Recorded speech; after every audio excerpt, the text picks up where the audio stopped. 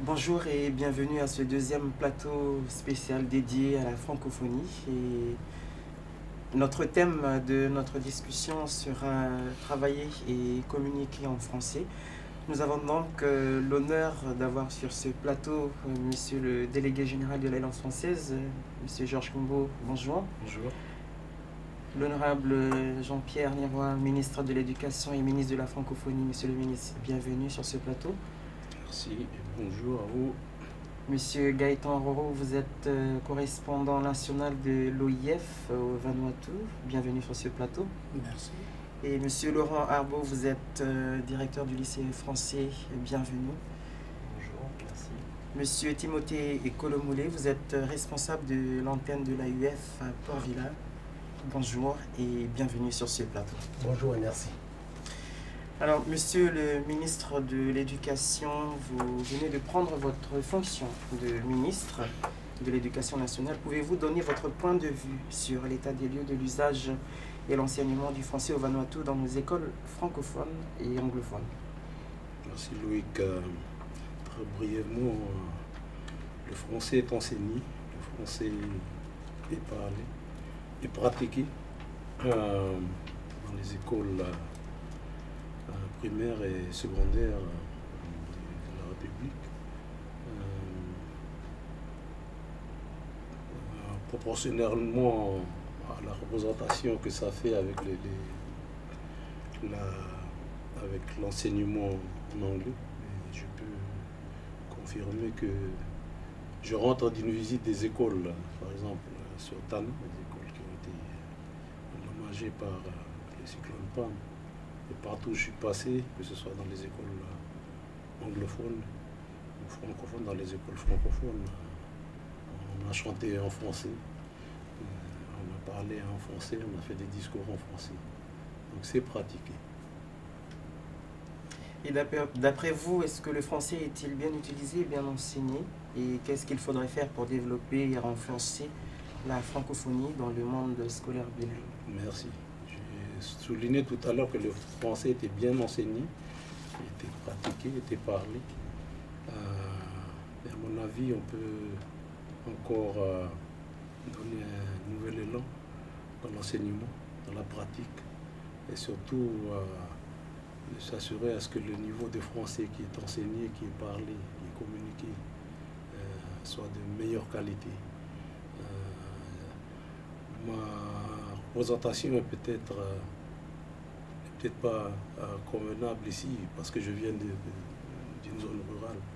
Et je suppose que dans l'ensemble, d'après les observations qui sont faites généralement, on a besoin d'améliorer le niveau de l'enseignement de la langue française,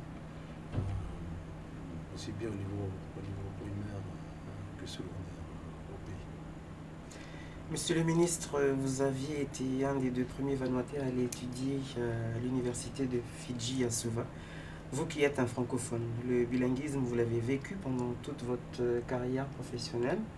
Pouvez-vous nous parler de ses avantages pour le Vanuatu et pensez-vous que ce bilinguisme est bien exploité au bénéfice du pays? Pour commencer avec votre dernière question, je pense que le bilinguisme n'a pas vraiment été développé.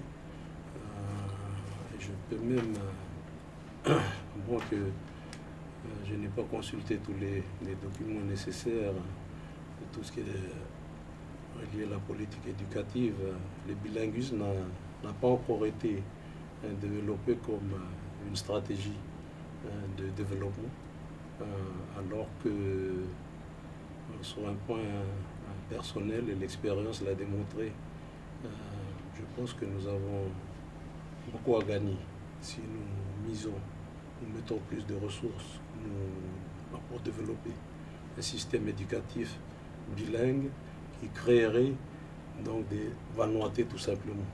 Non des francophones et des anglophones, mais des Vanuatais qui sont munis des 2 langues internationales, qui sont le français et l'anglais. Doté de ça. Nous sommes le seul pays bilingue dans l'Océanie. Nous sommes le seul pays bilingue ici dans le Pacifique, dans la région mélanésienne. Et nous, malheureusement, nous n'avons pas pu exploiter cet avantage malgré le droit que notre constitution nous donne au pays, au gouvernement, au peuple, de pouvoir faire épanouir ce pays en tant que pays bilingue. Parlons d'être un pays bilingue et d'être un peuple bilingue, mais nous ne le sommes pas entièrement.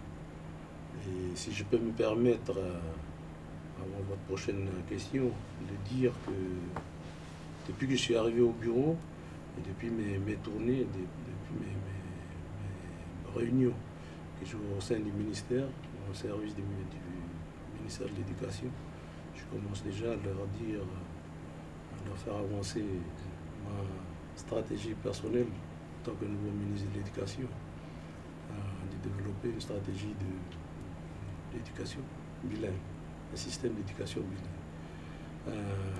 La francophonie à sa place, le système éducatif anglophone comme on le connaît à sa place. Il est maintenant temps, après 35 ans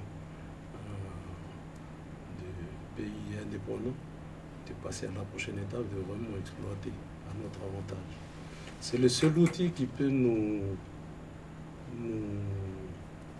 faire comparer nos compétences aux pays qui nous entourent. La Nouvelle-Calédonie, comme on le sait, est un territoire français, où le français est enseigné.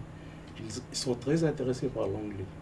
Il ne faut pas les sous-estimer. Ils sont très intéressés par l'apprentissage de la langue anglaise. Les pays qui nous entourent immédiatement, Fidji, Salomon, Papouasie-Nouvelle-Guinée, sont des pays anglophones, sont très intéressés par la langue française. Nous qui nous disons, nous considérons pays bilingue, peuple bilingue, nous n'avons pas su exploiter à notre avantage cet atout. Donc, le moment où Fidji, les pays anglophones de la région, vont accentuer l'apprentissage du français, et la Nouvelle-Calédonie d'accentuer l'apprentissage de l'anglais, on perdra cet avantage. Donc, je voudrais mettre en perspective. Vous parlez de mon expérience, j'ai eu mon expérience. À travers mon expérience, j'ai pu aussi, avant même de devenir ministre de l'Éducation, faire accentuer un petit peu l'enseignement de l'anglais dans les établissements francophones. Je suis heureux et ravi de savoir que même dans les établissements scolaires de Vanuatu, donc à l'exemple par exemple de l'école du lycée français qui est ici, du directeur, je suis flatté de savoir qu'eux-mêmes ont pu constater l'avantage de pouvoir développer les ressources humaines ici, les ressources humaines bilingues, qui feraient donc des hommes futurs, des hommes et des femmes bilingues, tout simplement des Vanuatais de qualité dont ce pays a besoin. Merci beaucoup, Monsieur le Ministre. Monsieur Timothée Colomolé, vous êtes responsable de l'antenne AUF à Port-Vila. Que faites-vous de significatif pour le développement de la francophonie au Vanuatu? Merci Loïc pour la question. C'est une question très importante. La signification du développement de la francophonie au Vanuatu, la première chose que je pense que c'est très important, c'est la communication. Communication, développer cette partie-là en français. C'est la clé de tout. Si on veut vraiment faire avancer la francophonie, il faut des francophones communiquer en français. Comme notre thème qui est bien mentionné ce matin, on disait travailler et communiquer en français. Et ça, je pense que ça, c'est très important. Communiquer en français dans les établissements, communiquer en français par la communauté. Il ne faut pas se cacher, il faut dire, il faut parler en français, il faut communiquer dans le lieu de travail. Il faut communiquer aussi les élèves entre eux, se baser particulièrement sur la constitution vanuataise, les 3 langues officielles, qui est l'anglais, le français et le bishama. Et je pense que la signification du développement de la francophonie, non pas seulement communiquer le 20 mars, mais communiquer chaque jour dans la vie quotidienne. Et ça, je pense que c'est très important. Et nous, les francophones, on doit communiquer. On se rencontre, quel que soit le lieu, un simple bonjour, mais il faut qu'on fasse des efforts pour communiquer en français. Ça, je pense que ça, c'est très important. Cette semaine, nous célébrons le 20 mars, la journée de la francophonie. Est-ce que vous avez des activités à nous communiquer? Oui, tout à fait. On a énormément d'activités qui va se passer cette semaine, la francophonie. Nous avons un comité qui a travaillé tout particulièrement à cette organisation de la semaine de la francophonie, sachant que la francophonie le 20 mars tombe le dimanche, mais le comité a travaillé sérieusement dans le programme, disant que cette semaine, il va y avoir des activités. Quelles sont ces activités? Alors, les activités comme le concours de la vidéo sera organisé par l'Agence universitaire de la francophonie, qui est une affiche qui a été envoyée à tous les CNF, à tous les espaces numériques francophones du Vanuatu, dans les 16 campus numériques francophones, et puis aussi dans les établissements. Il y a aussi le concours de la dictée, qui va aussi se dérouler à l'AUF le 16 mars de 13h à 15h, à l'AUF. Et puis il y a aussi le concours sportif qui va se dérouler au lycée Lab. Il y a aussi le concours de poésie qui va se dérouler au lycée français. Et puis la francosonique qui va se dérouler aussi à l'Alliance française. Donc toutes ces activités-là vont se dérouler tout au long de cette semaine. Merci, M. Kolomoulé. M. Gaëtan Roux, vous êtes correspondant national de l'OIF au Vanuatu. Que faites-vous de significatif pour le développement de la francophonie au Vanuatu? Merci Luc pour la question. Je dois dire d'abord que c'était vraiment un plaisir que le ministre soit là pour nous, le ministre de l'Éducation et de la francophonie et les autres collègues aussi. Le correspondant national, il a plus un rôle administratif, institutionnel entre l'OIF et les institutions locales gouvernementales du pays. Il doit établir le lien en termes d'information, de projets que le pays peut bénéficier avec les autorités, avec les ministères, avec le bureau du Premier ministre et les autres ministères qui sont concernés. L'éducation, la jeunesse et les sports,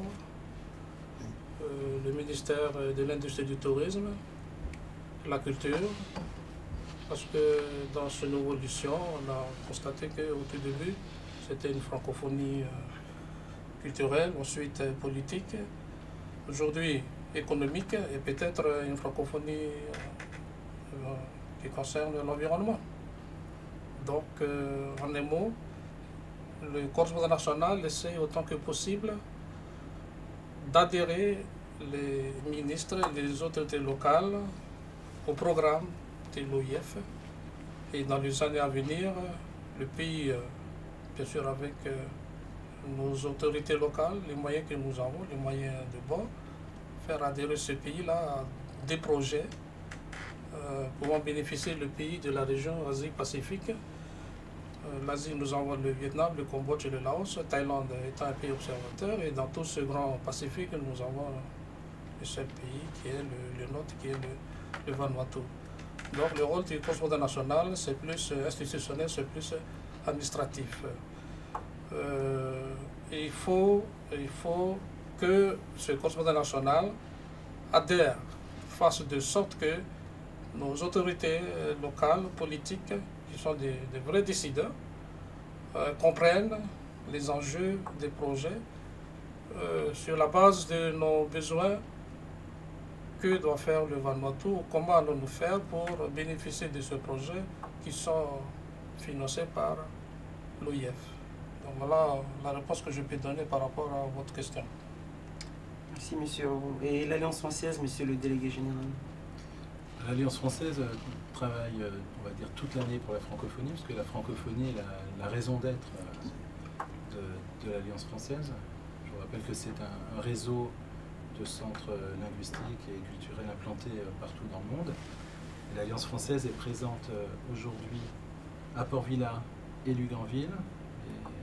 Nous avons donc 2 alliances françaises principales, mais nous avons aussi des relais Alliance française sur les îles de Tana, de Malikolo et de Motalava. Alors, que faisons-nous pour la francophonie? Nous sommes avant tout une école de langue, donc nous enseignons le français. Par exemple, ce trimestre-ci, à l'Alliance française, nous avons 250 inscrits, pour la plupart des adultes, donc 250 inscrits au cours de français. Mais nous proposons aussi des cours de Bichlama, parce que nous croyons une francophonie qui croit en la diversité linguistique. Donc nous proposons aussi des cours de Bichlama pour les personnes qui arrivent de l'étranger et qui s'installent au Vanuatu. Donc il y a ce volet cours de français, cours de langue, mais nous proposons aussi une diffusion culturelle, nous assurons aussi une diffusion culturelle francophone. Donc ça passe par les livres. Donc nous avons une bibliothèque, nous avons des espaces lecture dans les îles. Et quand je dis que ça passe par les livres, nous essayons aussi de promouvoir l'écriture, l'émergence d'écrivains du Vanuatu, francophones. Et nous avons notamment publié les romans de Marcel Milter-Orong, Togan, puis plus tard Nagaimas. Nous avons aussi publié le recueil de poèmes de Paul Tavo, qui est un enseignant du Vanuatu. Et très récemment, son premier roman, Quand le cannibale ricane. Voilà. Nous essayons aussi, tout au long de l'année, de proposer une programmation culturelle francophone en faisant venir des artistes de Calédonie, et ce, dans le cadre de la coopération régionale Vanuatu, Nouvelle-Calédonie, France.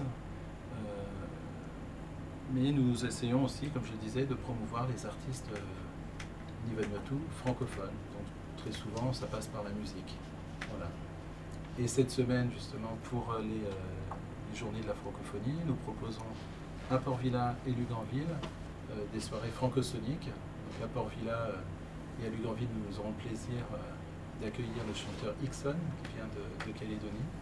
Et à Port-Vila, la première partie sera assurée par un groupe d'ici, le groupe Arrow String Band, qui est un groupe de string band francophone d'Ambrine.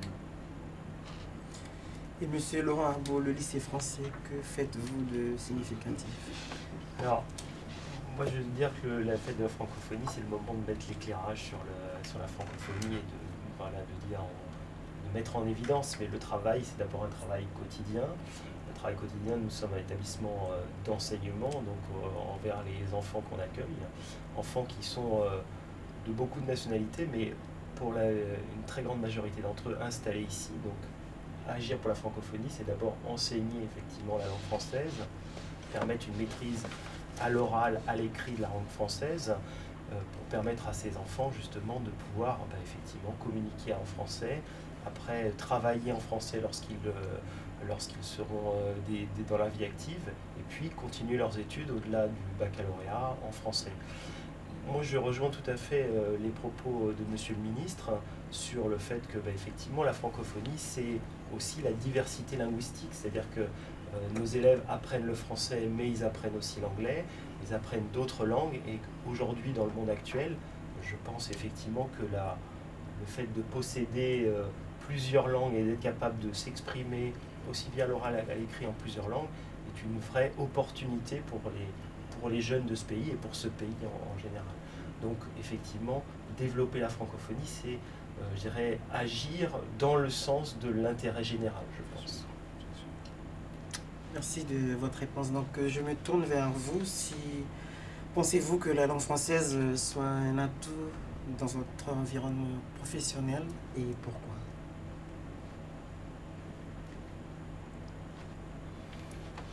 Je peux oser en premier. Monsieur le ministre. Oui, bien sûr, elle est une langue, c'est un atout. D'autant plus que je l'ai évoqué, c'est une langue officielle, comme vous-même l'avez rappelé. C'est une langue une des deux langues officielles. Le Bichlama, c'est la langue nationale. Le français et l'anglais sont les deux langues officielles.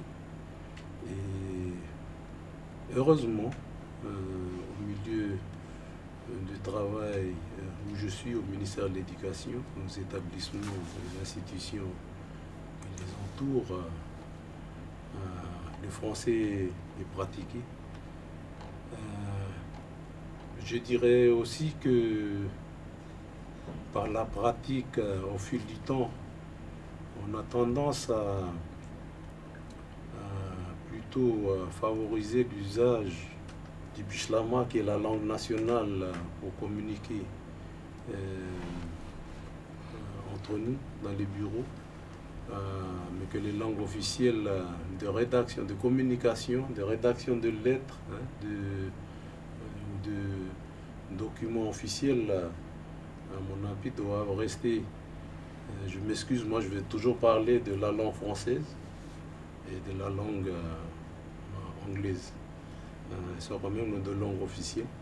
Le ministère de l'Éducation, même si à travers le temps, il y a quand même une bonne représentation de nos amis anglophones, des Vanuatais anglophones.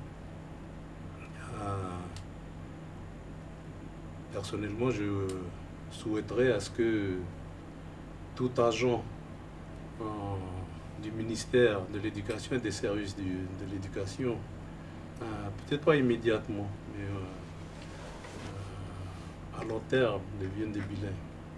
En fait, tous les fonctionnaires de ce pays devraient devenir des bilingues. C'est la raison pour laquelle moi j'ai évoqué tout à l'heure des bilingues qui sont, bien sûr, qui peuvent aussi bien communiquer en français qu'en anglais. Mais pour pouvoir accomplir cet objectif, ce qui demeure encore un rêve ou un souhait en ce moment, il faudra commencer déjà à instituer une politique de bilinguisme au niveau de l'enseignement. Je suis ravi quand même d'apprendre que, à mon arrivée, qu'il y a quand même du travail qui a été fait pour piloter cette politique. Il reste du travail, il reste encore à faire. Pour revenir à votre question, oui, le français se pratique, et j'aurais aimé qu'il se pratique beaucoup plus, et que ce soit un français de qualité. Voilà. C'est là le défi. Et si je dois faire appel, maintenant c'est une déclaration politique, si je dois faire appel aux partenaires de développement, qu'on puisse donc réinscrire l'enseignement de français de bonne qualité dans notre système éducatif, je le ferai.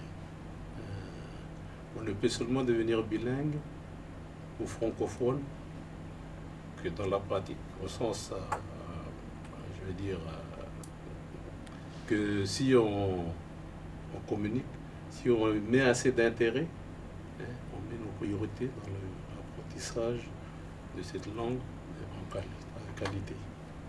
Sinon, on est toujours moyen, on est toujours des francophones moyens, on restera toujours des anglophones moyens. Les pays de la région continueront donc à nous dominer. C'est un défi. C'est un défi. On a eu le temps de réfléchir, d'en parler. Maintenant, s'il doit faire avancer le dossier de l'enseignement de langue de qualité, il faut le faire dans tous les domaines. Merci, Monsieur le Ministre. D'autres Monsieur Loïc, si vous permettez, je reviens sur ce que le ministre a dit tantôt, c'est ce bilinguisme. Un atout, forcément c'est un atout. Et pour la région du Pacifique, on a plus à gagner à parler les deux langues parce que nous sommes le seul pays. Mais maintenant, il y a un travail de prise de conscience qui doit être interne. Interne dans le sens où, à la mesure où vous savez déjà que dans la Constitution, les deux langues, que sont l'anglais et le français, sont les deux langues de travail, sont les deux langues qu'on utilise dans les bureaux administratifs. Je crois que chacun doit passer par cette prise de conscience personnelle, de façon à ce que ce rayonnement de bilinguisme se fasse une fois à l'étranger. Parce que le Vanuatais qui évolue à l'étranger, lors d'une mission, lors d'une conférence internationale, pour l'étranger, le Vanuatais est supposé être celui qui maîtrise l'anglais et le français. Or, ce n'est pas le cas. Nous avons encore beaucoup à faire. L'anglais comme le français sont deux propriétés du Vanuatu puisque la Constitution les reconnaît. Elles nous appartiennent, ces deux langues. À nous maintenant de sortir, à nous maintenant d'aller de l'avant. Parce que nous appartenons à un pays. Et ce pays, il doit tracer sa route aux côtés des grandes nations. Nous avons les moyens limités, que nous savons tous, mais cette prise de conscience doit être d'abord personnelle. C'est un combat quotidien. Et ensuite, au niveau de nos décideurs, au niveau de nos politiciens, le ministre l'a dit, il faut qu'il y ait une volonté politique qui puisse nous amener à mettre en place un système de bilinguisme qui nous est propre, qui est propre au Vanuatais, avec nos cultures, avec nos différences, mais fabriqué pour les Nivan. Voilà ce que je peux dire. Merci de votre réponse. Monsieur Koumba. Oui, moi je voudrais juste rebondir sur ce qu'on disait tout à l'heure. Effectivement, le français est un atout. Sur un plan tout simplement, on va dire sur le marché du travail, sachant que le tourisme est un secteur majeur de l'économie du Vanuatu, il paraît évident qu'un employeur souhaitera recruter quelqu'un qui peut parler, qui parle bien sûr le bichlama, l'anglais et le français, parce que ça lui permet de toucher une clientèle plus large. Donc je pense que déjà, sur le marché du travail, on peut dire que le français, mais aussi l'anglais, en fait. L'idée, c'est de parler le plus de langues possible, donc est un atout. Et pour revenir aussi sur l'idée des fonctionnaires que le ministre souhaite voir un jour être totalement bilingue, je voudrais rappeler qu'il y a un programme financé par la coopération régionale qui prévoit donc la prise en charge des cours de français pour les fonctionnaires. Donc voilà, vous êtes fonctionnaire et vous ne parlez pas le français, donc là en gros vous ne comprenez pas, mais vous pouvez vous inscrire et c'est gratuit donc au cours de français proposés par l'Alliance française sur Port-Vila et Luganville, mais dire que ces cours peuvent être aussi organisés à la carte sur d'autres îles et l'an dernier nous avons pu travailler sur déjà 4 provinces et ce sont des cours qui sont organisés en partenariat avec l'Institut de formation de l'administration publique du Vanuatu, l'IFAP. Voilà, donc c'est un programme qui existe, mais je suis d'accord avec le ministre. L'idée, c'est de prendre le problème à la racine, et l'idée, c'est de créer des citoyens totalement bilingues dès le départ. Et là, je vais passer la parole à Timothy, parce qu'on parle de fonctionnaires, ça fait penser donc à la licence AES, qui, à mon avis, est quelque chose de très important pour les futurs fonctionnaires du Vanuatu. Je rebondirai justement sur ce point important que Georges vient de mentionner. C'est vrai que quand on touche quand on parle métier, dans un premier temps, il faut la formation. Donc la formation, l'AUF est là justement pour essayer de mettre à la disposition des Nivanuatu, j'ai bien dit de Nivanuatu, des formations supérieures, des études supérieures particulièrement. Je pense particulièrement à la licence, mais aussi, tout à l'heure, on a mentionné aussi pour les fonctionnaires la formation du DAU, qui est le diplôme d'accès aux études universitaires. Je mentionnerai aussi la formation du B2I, qui est le brevet informatique Internet, et le C2I, qui est le certificat informatique Internet. Alors, c'est toute une base de formation, c'est tout comment dire, c'est un panier que est disponible à tout Vanuatu. Je prends le cas, par exemple, quelqu'un qui veut poursuivre des études, par exemple, en en informatique, ben, il peut choisir dans un premier temps le BDSI, brevet informatique Internet, et continuer après en CDSI. Et ainsi de suite, il va pouvoir continuer des études supérieures. Je pense aussi au DAU, qui peut toucher particulièrement les fonctionnaires dans ce cadre-là. C'est qu'ils n'ont pas le baccalauréat, mais ils peuvent avoir cette opportunité de dire que pour poursuivre des études supérieures, je dois passer le DAU, qui est le diplôme d'accès aux études universitaires. Et là, une fois obtenu ce diplôme, il peut prétendre suivre des études supérieures en licence. En licence, j'ai bien dit en licence. Puis après, la licence AES et d'autres filières. Je touche particulièrement là aussi la partie importante, c'est la licence AES. Ça aussi, on donne aussi à des fonctionnaires qui ont vraiment pas mal d'expérience professionnelle. Et au lieu de reprendre les études à la base, pour essayer de refaire le bac, par exemple, on peut parler là du VAE, qui est la validation des acquis d'expérience professionnelle. Donc ça aussi, ce sont les opportunités. Et je précise les choses, que l'AUF travaille tout particulièrement cette base du bilinguisme. C'est que nous, on est en train de mettre à disposition de tous les Vanuatais, c'est de poursuivre des études en français et en anglais. Quelqu'un qui a le baccalauréat, qui maîtrise bien le baccalauréat, quand il arrive en licence AES, qui peut continuer des études en français et en anglais. Simple exemple, c'est qu'avec la licence aujourd'hui, on développe le bilinguisme. Le professeur Don Patterson, qui est professeur du BSP, de la Common Law, il donne des cours particulièrement en français à la licence AES. Et là, ça amène aussi les étudiants à étudier en français et aussi à étudier en anglais. Et quand ils passent le diplôme de la Common Law, il faut qu'ils le passent en anglais. Et en cours, il faut qu'ils parlent en anglais. Donc, là aussi, ce côté-là, il y a un renforcement. En cas de difficulté que les étudiants rencontrent lors de leur cours, on met à la disposition de renforcement de la langue anglaise. Et aussi le renforcement de la langue française. Parce que vu le niveau des étudiants actuellement en licence, on se pose beaucoup de questions. Et là, on reprend un peu de recul en disant comment ça a été constitué le système de l'éducation vanuatais. Et ça, c'est très important, si on remonte aux sources de la chose.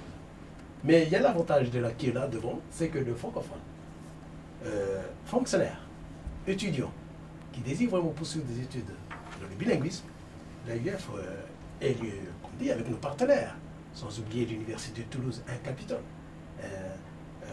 le gouvernement vanuatais, l'AUF, l'Agence universitaire de la francophonie, et aussi les autres institutions qui sont avec nous pour vraiment avancer dans ce projet-là.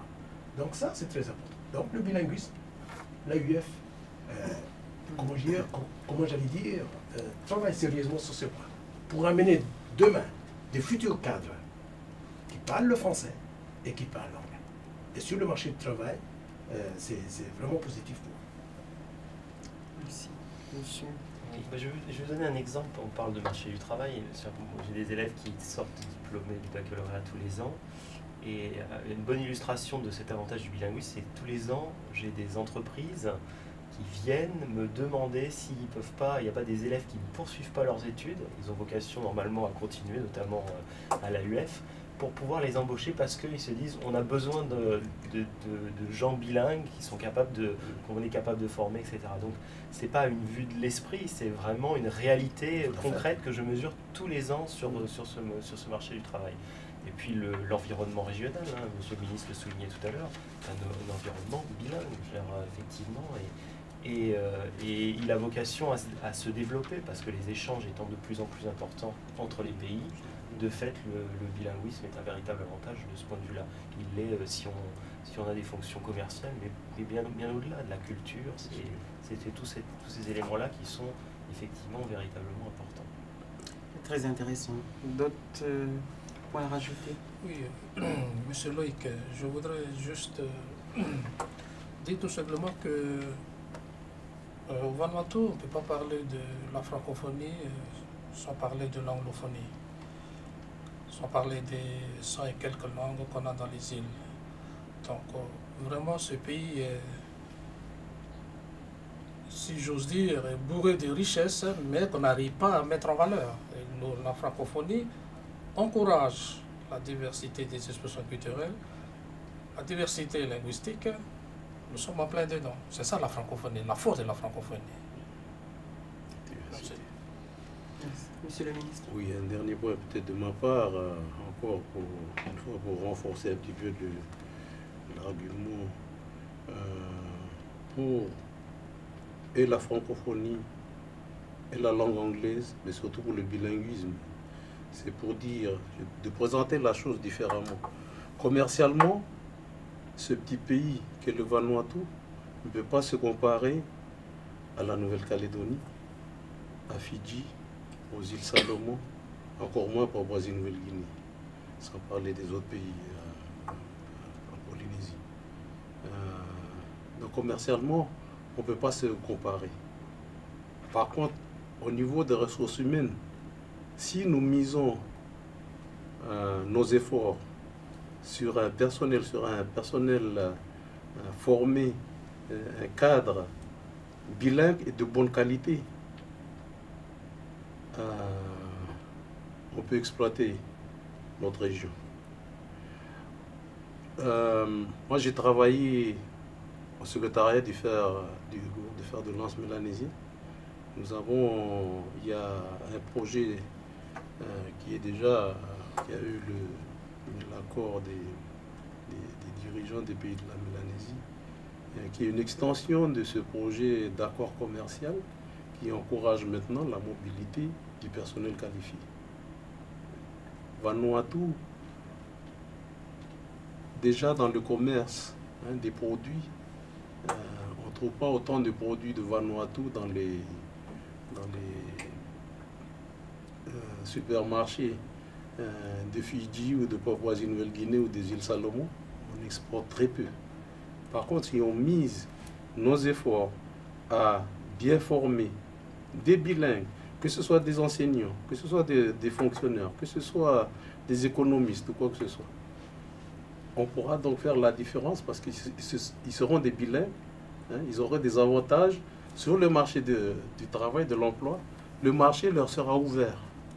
Ils n'iront pas frapper aux portes. L'expérience qu'évoquait tout à l'heure le proviseur du lycée français, moi je peux aussi confirmer que j'ai eu les mêmes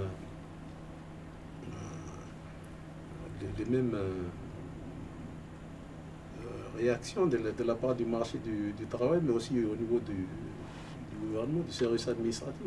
On recherche maintenant les bilingues. On ne recherche plus les francophones ni les anglophones. On recherche les bilingues. Donc, ce sont des indications qui doivent attirer notre attention. C'est la raison pour laquelle je n'hésitais pas tout à l'heure à dire, écoutez, on a bien développé le système éducatif jusqu'à présent, même si le niveau de l'anglais n'est pas mieux que le niveau de la langue française. Maintenant, il va falloir prendre les taureaux par les cornes, adresser ces points importants. Pour devenir un pays francophone, il faut l'enseignement, l'apprentissage du bon français.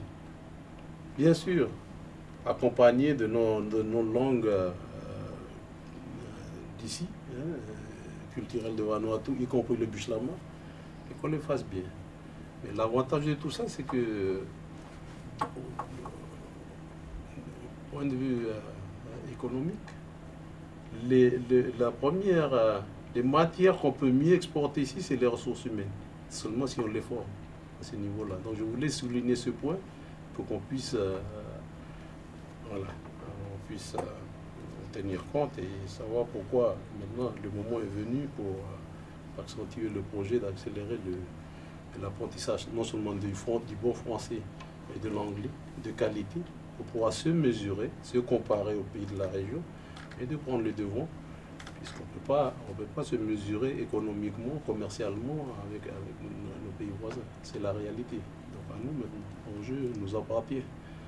Pas seulement au ministre de l'Éducation ni au système éducatif, à nous tous qui voulons faire évoluer ce pays dans le bon sens, qui voulons faire une différence de la pratique de tout ce qui s'est fait depuis les dernières 35 années. Voilà, je voulais finir mes propos sur ce point-là pour inviter d'autres observations peut-être ici ou sinon aux jours et aux semaines et mois à venir. Voilà. Merci énormément, Monsieur le Ministre. Monsieur Loïc, pour illustrer ce que vient de dire Monsieur le ministre, il y aura une assemblée des ACP et l'Union européenne qui aura lieu au mois de juin à Port Moresby. Et dans les échanges email avec notre ambassadeur Mikijo, Port Moresby va demander des officiers de liaison francophones au Vanuatu, parce que bon nombre de ces pays, membres des ACP de l'Union européenne, sont des pays de l'Afrique francophone. Donc où est-ce qu'on va chercher ces bilingues? Ce Vanuatu, juste pour illustrer ce que vient de dire Monsieur le ministre. Merci. Merci, M. Kolomole. Je rebondirai, ajouter aussi que l'institution de formation des enseignants du Vanuatu, je pense que c'est très important. C'est que justement, si on veut exporter des cadres ou des enseignants, je pense qu'il faut voir aussi du côté de l'enseignement de l'IFED. Ça aussi, là je tourne un petit peu, comment dire, la formation des enseignants bilingues, pour que demain, puissent être sur le terrain, ces enseignants-là puissent parler français et anglais. L'AUF, de ce côté-là, travaille énormément avec l'IFED. Donc, justement, pour mettre à la disposition de l'IFED les antennes, pour aider les enseignants qui sont dans les îles. On a parlé sur la base quand même d'une bonne qualité de la langue française. Ça, c'est très important aussi, parce que si on travaille uniquement sur Port-Vila, il faut penser particulièrement à la population francophone dans les îles. Ça aussi, c'est très important. Nous, l'AUF, on a mis à la disposition 16 campus actuellement. Donc, j'ouvre cette fenêtre du côté du ministre de l'Éducation. Monsieur le ministre, à votre portée, l'AUF, les 16 campus qui sont à votre service. Vous pouvez les utiliser en intermédiaire de l'IFED. On travaille ensemble justement pour ouvrir ce cadre-là. J'arrive encore au niveau du travail. Avec les formations de la licence actuellement à l'AUF, l'exemple est concret. Les étudiants vanuatais, quand ils ont sorti, quand ils étaient en première année, seconde année, à la deuxième année, et ils ont des stages, ils n'ont pas rencontré particulièrement des difficultés dans des entreprises anglophones, dans des entreprises françaises aussi. Pourquoi? Parce qu'il y a cette base du bilinguisme que les francophones développent actuellement. Ils y tiennent. Pour le marché du travail, une fois qu'ils sont sortis à leur dernière promotion de la première année de la licence, promotion 2013-2015, ils ont trouvé du travail facilement, quelle que soit l'entreprise, français et anglais.